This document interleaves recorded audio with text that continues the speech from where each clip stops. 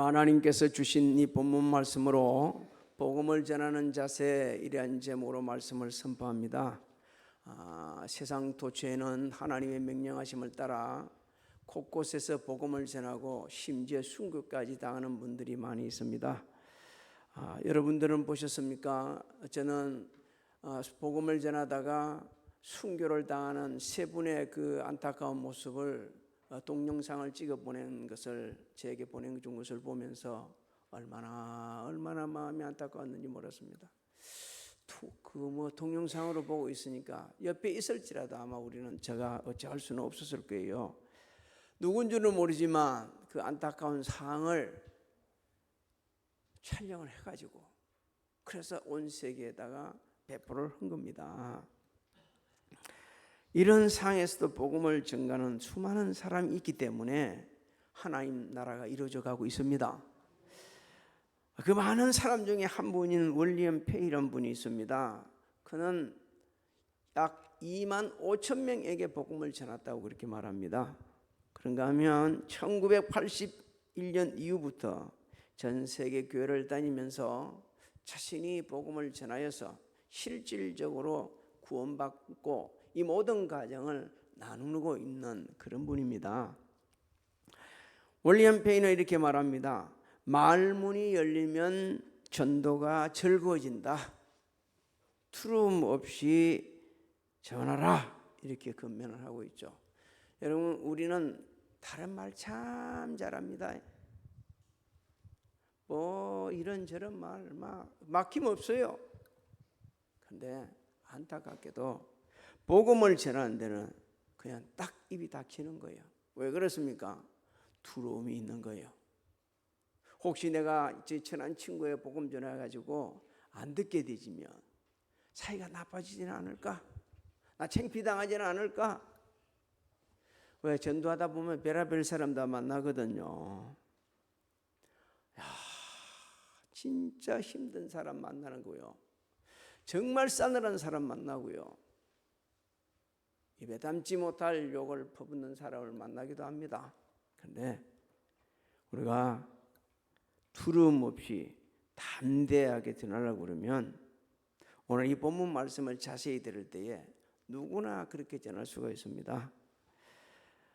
첫 번째 우리에게 주시는 진리의 말씀은 복음은 반드시 전파된다는 확신을 가지고 전파해야 한다는 거예요. 복음은 반드시. 자, 전파된다. 12절 한번 읽어볼까요? 시작. 형제들아, 내가 당한 일이 도리어 복음 전파의 진전이 된 줄을 너희가 알기를 원하노라. 내가 당한 일이란 사도 바울이 복음을 전하다가 로마 감옥에 갇혀 있는 이 상태를 의미합니다. 그런데 희한한 일이 벌어지죠. 도리어 복음 전파의 진전이 된 줄을 너희가 알기를 원하노라 그랬습니다. 자신은 로마 감옥에 갇혀 있지만 오히려 복음의 전파가 진전되었다는 거예요. 바꿔 말씀드리면 자신은 죄인처럼 로마 감옥에 수감되어 있지만 하나님의 말씀 복음은 결코 매이지 않는다고 우리에게 일깨주는 겁니다. 디모데후서 2장 8절로 9절을 한번 읽어볼까요? 시작.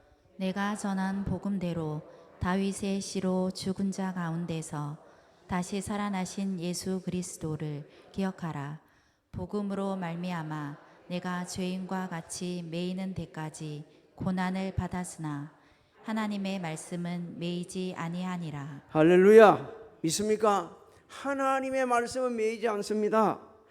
그래서 사도 바울이 이렇게까지 말하는 건 딴 게 아니에요. 우리 보고 확신을 가지고 복음은 반드시 전파된다. 그러니까 확신을 가지고 전하는 거고 되지만 또 한편으로는요.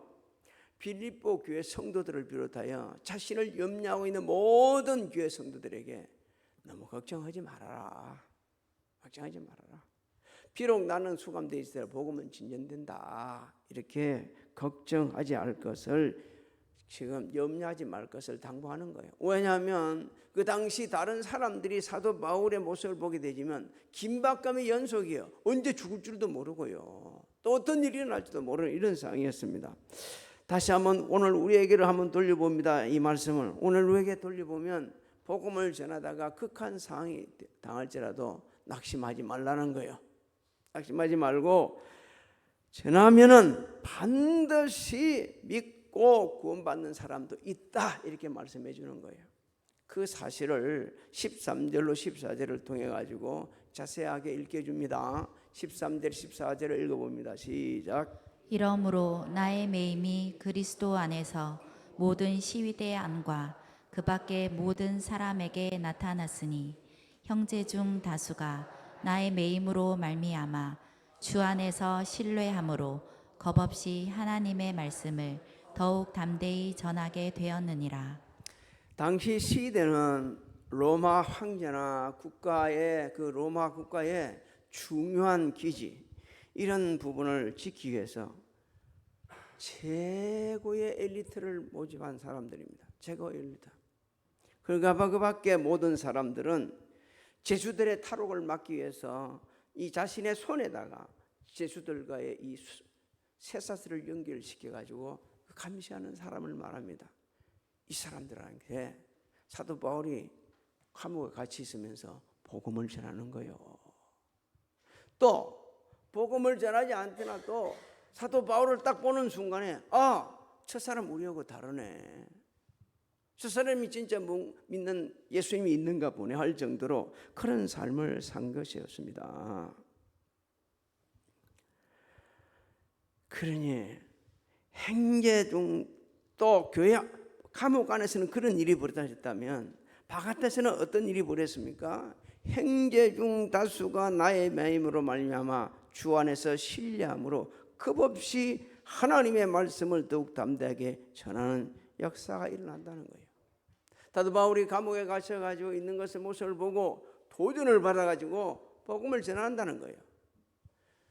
우리는 누가 복음 전하다가 경찰서만 끌려가더라도 나 전도 안 해, 전도로 갔다가 경찰서 끌려가, 이렇게 할 수 있을 겁니다. 근데 오히려 그 당시 사람들은요, 그 험한 꼴을 당하고 있는 모습을 보면서 도전을 받아가지고 복음을 전가하는 거예요.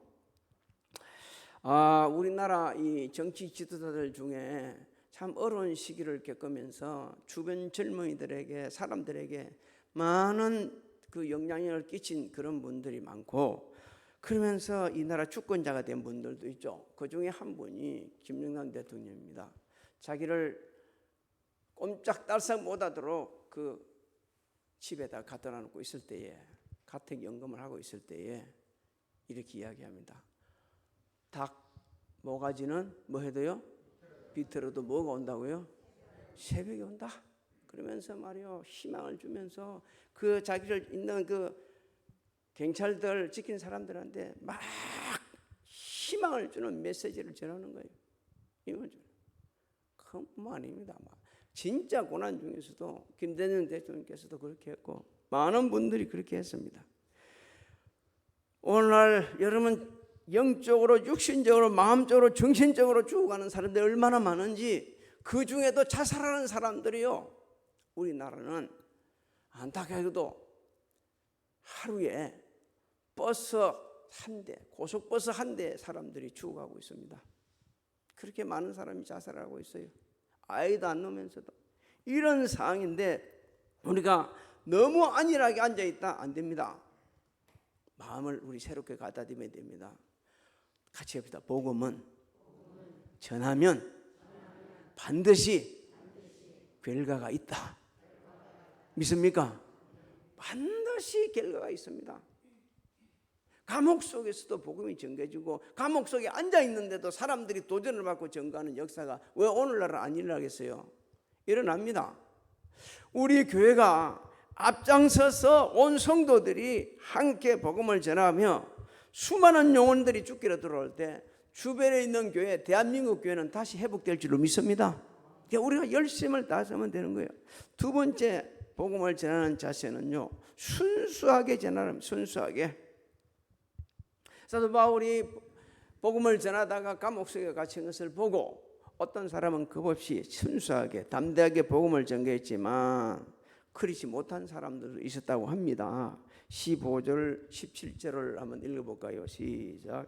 어떤 이들은 투기와 분쟁으로, 어떤 이들은 착한 뜻으로 그리스도를 전파하나니 이들은 내가 복음을 변증하기 위하여 세우심을 받은 줄 알고 사랑으로 하나 그들은 나의 매임에 괴로움을 더하게 할 줄로 생각하여 순수하지 못하게 다툼으로 그리스도를 전파하느니라. 여러분, 투기라는 단어 의미를 알아야 됩니다. 이 투기는 다른 사람이 소유하고 있는 것들, 그것을 너무 갖고자 하는 이 욕망을 의미합니다. 다른 사람이 갖고 있어요, 나는 없어요. 근데 그걸 너무 갖고 싶은 거예요. 욕망이 있어. 그럼 분쟁은 뭐냐? 이제 행동으로 옮기는 거예요. 내가 갖고 싶은 그 마음이 마음으로 끝나는 게 아니고 싸워가지고 이래서 자기 쟁취하려고 하는 그런 것을 의미합니다. 그럼 당시 복음을 전가하면서 투기와 분쟁하는 사람 누구냐 하는 거죠. 이단들이 아니었어요. 유대주의자들도 아니었어요. 거짓 설교자들도 아니었어요. 예수님을 온전히 믿는 사람들이었습니다.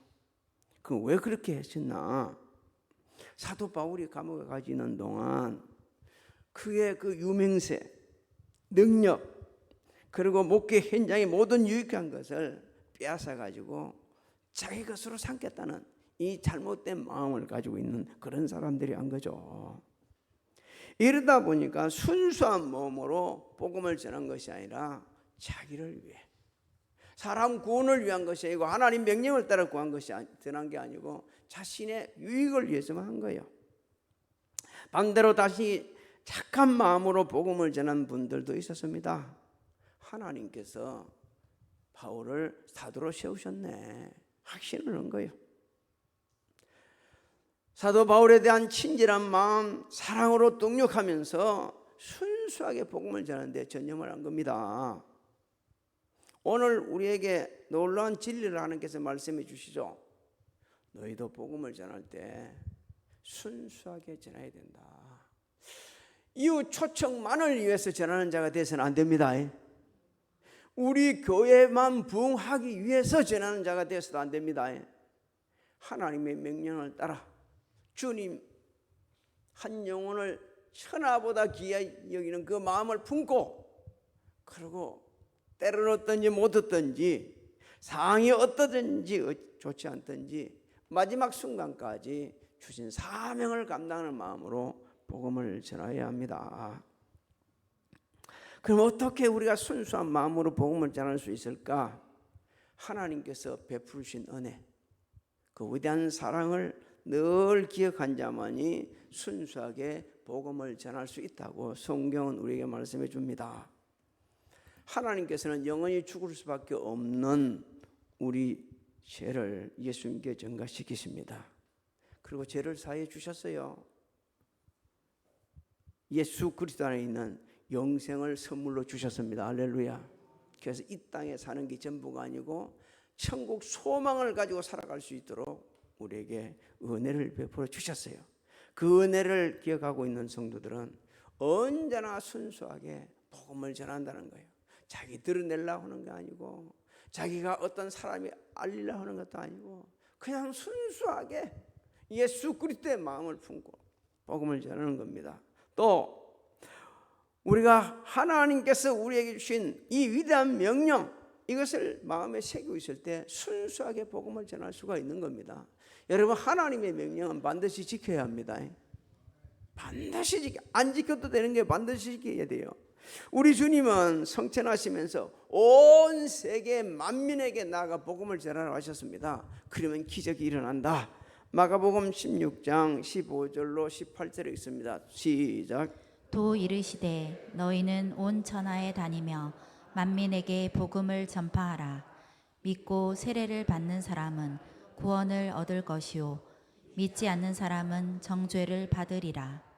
믿는 자들에게는 이런 표적이 따르리니 곧 그들이 내 이름으로 귀신을 쫓아내며 새 방언을 말하며 뱀을 집어 올리며 무슨 독을 마실지라도 해를 받지 아니하며 병든 사람에게 손을 얹은즉 나으리라 하시더라. 할렐루야. 누가 함께 하시기 때문에 이래 됩니까? 하나님, 우리 주님이 함께 하시기 때문에. 여러분, 복음 전하는 곳에 주님이 함께 하십니다. 한번 생각해 보세요. 지금 우리 성도님들 나가서 복음을 전할 때에 이런 표적이 나타날 때 우리 교회 사람들이 아마 몰려올 거예요. 정신 못 차릴 거예요. 정신 못 차릴 거예요. 저는 돗자리 하나 펴가지고 저 어디죠? 여기가 앉아 있으면 해도 사람들이 와가지고 야단 날 겁니다. 근데 병도 나아요. 기적도 일어나요. 중요한 것은 주님의 명령에 순종하는 순수한 마음이 있어야 된다는 겁니다. 자칫 잘못하면요, 어떤 사람들 같이 거꾸로 또 순수하게 시작했다가 영 잘못된 길로 마치게 될 수가 있는 겁니다. 하나님께서 우리에게 복음 전할 명령 주셨습니다. 믿습니까? 그래서 한 마음으로 순종하는 마음으로 하는 거예요. 우리가 순수하게 복음을 전하려고 그러면 하나님께서 자격 없는 우리를 그리스도의 일꾼으로 불러주심을 기억할 때 순수하게 할 수가 있는 거예요. 우리는 복음을 전할 자격도 있는 사람도 아닙니다. 하나님 앞에 나 예배 드릴 자격이 있는 사람 아니에요.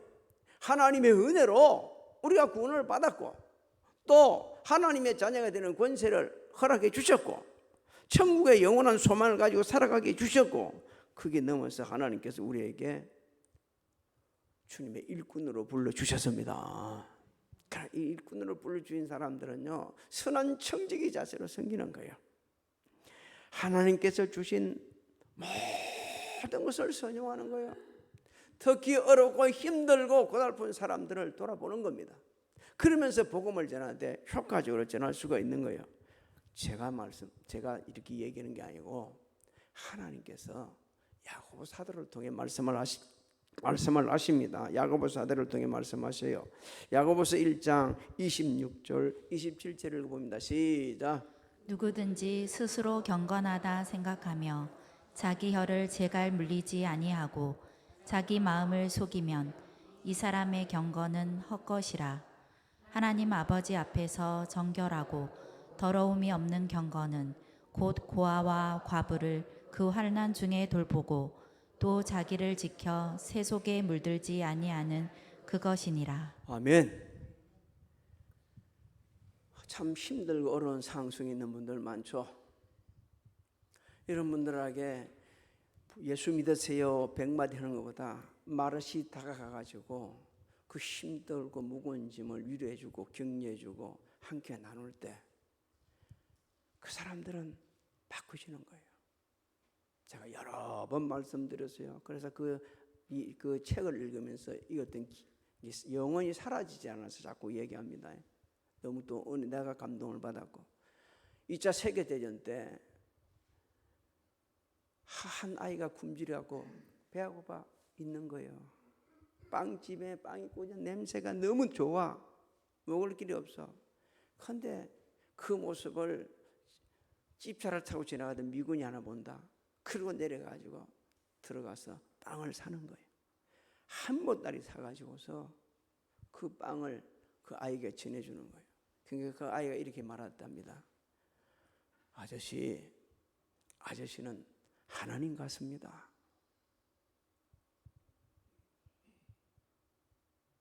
저도 그런 시절이 있었거든요. 배고프고 힘들고 어려울 때 우리 고향 형님이 저를 찾아오면서 빵을 이렇게 많이 가져왔어요. 그러면서 저한테 이야기합니다. 아무도 주지 말고 니만 먹어라. 그때 얼마나 내가 울먹이 가면서 먹었는가 몰라요. 너무 고마워갖고. 평생 못 있습니다. 그런 분들. 우리가 이 힘들고 어려운 사람들 그냥 가지고 예수 믿으세요. 너무 그렇게 꼭 그런 식으로 할 필요는 없어요. 사랑을 나누고 돌아볼 때 그들도 마음을 열고 돌아오게 되어 있습니다. 하나님께서는 우리에게 겸손한 마음으로 성도들과 함께 이 순수하게 복음을 전하야 된다고 말씀하고 있습니다. 남을 나보다 낮게 여기는 그 겸손함, 그 겸손함을 통해서 하나님 역사하시고요, 그런 사람을 때가 되면 높으신다고 말씀하고 있어요. 베드로전서 5장 5절로 6절을 우리 한번 읽어봅니다. 시작. 젊은 자들아 이와 같이 장로들에게 순종하고 다 서로 겸손으로 허리를 동이라. 하나님은 교만한 자를 대적하시되 겸손한 자들에게는 은혜를 주시느니라. 그러므로 하나님의 능하신 손 아래에서 겸손하라. 때가 되면 너희를 높이시리라. 사도 바울은요, 순수한 마음으로 전했던지 자기의 이익을 위해서 구했던지 그게 상관하지 않는다고 말합니다. 사도 바울에게 있어서 가장 중요한 것은 예수 그리스도이십니다. 예수 그리스도가 증거된다 그러면, 하나님의 이름이 영화롭게 기뻐시가는 일이라면 상관없어요. 나를 괴롭게 하기 위해서, 나를 힘들게 해서 자신의 아성을 다 빼앗아가는, 쌓아놓은 모든 걸 빼앗아간다 할지라도 상관없다고 말을 합니다. 여러분 18절을 한번 읽어볼까요? 18절 시작. 그러면 무엇이냐? 거칠애로 하나 참으로 하나 무슨 방도로 하든지 전파되는 것은 그리스도니 이로써 나는 기뻐하고 또한 기뻐하리라. 저 고백이 저와 여러분의 고백이 되시기를 주의 이름으로 소망합니다. 어떻게 저런 고백이 나올 수 있을까요? 자신의 모든 걸 감옥에 갇혀 있는데 그 자기 쌓아놓은 걸 다 빼앗아가겠다는 그 악한, 그 나쁜 사람들한테 어떻게 저런 말을 할 수 있을까요? 사도 바울의 인생의 초점은 예수 그리스도, 그분이 온 세상에 전파되는 것이었기 때문에 그렇습니다. 자신을 드러내려고 하는 게 아니고 예수 그리스도가 전파되어지고 예수 그리스도 이름이 높아지고 예수 그리스도 이름으로 수많은 영혼들이 구원받는 것이 자신의 소망이요, 자신의 받은 사명이요. 그러니까 그렇게 말할 수가 있던 거죠. 오늘 우리도 예수 그리스도께서 우리의 삶의 초점이 예수 그리스도께 딱 맞춰 있다 그러면은 이렇게 말을 하면서 사도 바울의 고백이 우리의 고백이 되면서 담대하게 복음을 전하게 되는 겁니다. 사도 바울은 여러 가지 고백을 많이 했지만 저나 여러분이나 읽으면서 가슴에 쿵쿵 이렇게 떼어주는 신앙 고백이지 않습니까? 갈라디아서 2장 20절을 우리 그럼 사도 바울의 심령으로 같이 한번 읽어봅니다. 시작. 내가 그리스도와 함께 십자가에 못 박혔나니 그런즉 이제는 내가 사는 것이 아니요 오직 내 안에 그리스도께서 사시는 것이라. 이제 내가 육체 가운데 사는 것은 나를 사랑하사 나를 위하여 자기 자신을 버리신 하나님의 아들을 믿는 믿음 안에서 사는 것이라. 여러분 세례 요한도 자신은 아주 진짜 낮아지고 세상에 예수님의 신발끈도 풀지 못할 그런 존재이지만 예수님을 이렇게 높이면서 자신의 사명을 감당하다가 순교를 당했어요. 주님을 자신의 삶의 최우선순위에 놓고 사는 사람들은 다 이렇게 순교의 자세로 복음을 전하고 헌신을 했습니다. 저는 얼마 전에 우리 교회 주일 학교를 다닌 적이 있다는 박삼수 전도사님이 우리 교회를 찾아가지고 만났어요. 그 애가 군대 가기 전에도 찾아왔습니다. 내가 어릴 때 다니던 교회가 이렇게 세워졌네요. 참말 그리웠습니다 라고 해서 친구가 찾아와서 축복을 해줬어요. 그런 후에 군대 갔다 와서 이제 그는 학군 장교로 갔습니다. 군복무를 다 마치고 이제 전도사가 되어서 찾아왔어요. 저는 하나님께 너무 감사했습니다. 하나님께서는 우리가 알지는 못하는 가운데 박삼수 전도사 어린 시절에 우리 교회를 보내게 해주셔가지고 주의 종으로 훈련받도록 기초 훈련을 다지게 하신 겁니다. 너무 감사해요. 너무 감사해요. 여러분 주일학교 교사들 너무 감격해야 됩니다. 내가 가르친 아이 중에 오래되면 이사 가서 몰라. 근데 그 아이들 중에 주의 종도 되고요. 학계, 언론, 정치, 경제, 사회, 문화, 국방, 의료, 군, 검찰 모든 분야에서 일할 수 있는 일꾼들이 세워진다는 거 여러분 잊지 마시기 바랍니다. 저는 하나님께서 우리 교회를 대함위에 세워준 것에 감사를 했습니다. 우리 교회를 들어 쓰신 것에 감사했습니다. 우리가 알지 못하지만 우리 교회를 스쳐간 많은 사람들이 지금 귀하게 쓰임받을 겁니다. 미국에서는 주일학교에 한 교사가 교회 오다가 그 개구쟁이 4명을 불러옵니다. 불러가지고 교육을 시켰는데 훗날 그 아이 중에 하나가 미국 대통령이 됩니다. 그리고 그 아이는 자기를 교회를 인도했던 그 선생님을 잊지 않고 있었습니다. 사랑하는 성도 여러분, 복음 전파는 하나님의 명령이십니다. 온 인류를 죄와 사망에서 구원하시는 하나님의 방법이십니다. 전도 외에는 다른 방법이 없어요. 하나님께서 그렇게 허락하셨기 때문에. 그리고 전도는 하나님을 영화롭게 하시고 기쁘시게 하는 일입니다.